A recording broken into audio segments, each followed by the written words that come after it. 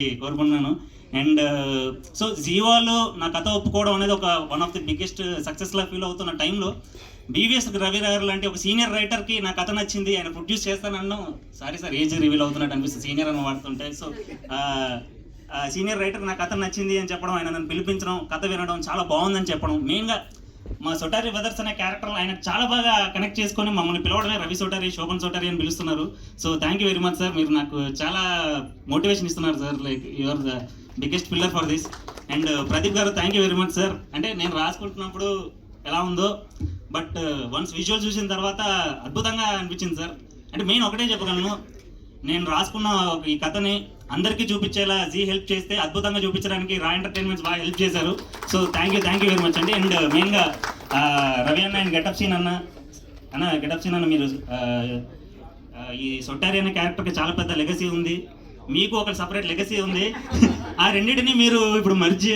So like welcome to Sotari family అన్న. ఎందుకంటే ఈ మోహన్ సొటారి అనే ఒక క్యారెక్టర్ చాలా లేదు. So thank you very much అన్న. So you are a great addition to great editor.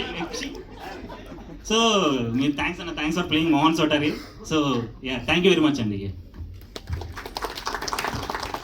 Yes, and ఇప్పుడు మా very talented music director and singer Saketh Komanduri గారిని మాట్లాడవలసిందిగా రిక్వెస్ట్ చేస్తున్నాం.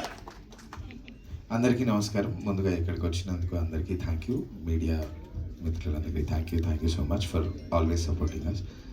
And thank you Zee family for always being supportive to any good talent. Thank you so much. మాకు చాలా నేను మరీ చిన్న పిల్లడి నుంచి you been encouraging me ma'am. Thank you so much. And also Raa entertainments, Ravi garu, Kaumudi, thank you so much for giving me an opportunity ఈ web సిరీస్కి music చేసేది. అండ్ మా డైరెక్టర్ ప్రదీప్ గారు, ద మోస్ట్ కూలెస్ట్ అండ్ పిచ్చ క్లారిటీ ఉన్న డైరెక్టర్. అంటే నా దగ్గర చాలా కూల్గానే ఉన్నారు సార్, చాలా కూల్ అండ్ క్లారిటీతోనే మేము వర్క్ చేసుకున్నాము స్టూడియోలో. అదే సో ఇట్ వాస్ రియలీ చాలా, ఆయన ఇన్పుట్స్ చాలా హెల్ప్ అయ్యాయి. మీరు సాంగ్లో విన్న కొక్కోడి ఆ హుక్ లైన్ ఐడియా సార్దే.